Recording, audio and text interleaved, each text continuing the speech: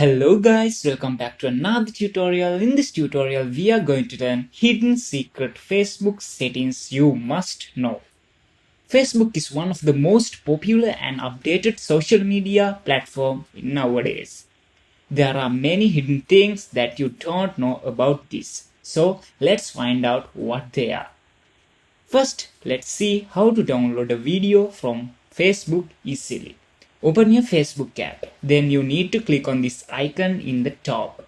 So now you need to select a video you want to download. Then tap on these three dots in the top right corner.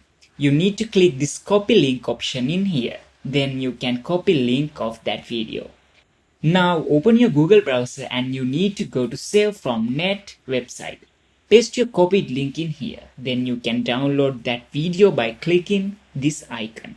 Now let's see how to hide your friends on Facebook.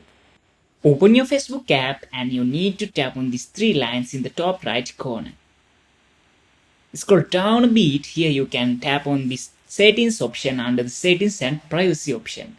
Then click on this profile settings option. And next you need to go to privacy option. Here you can find this who can see your friends list option in here.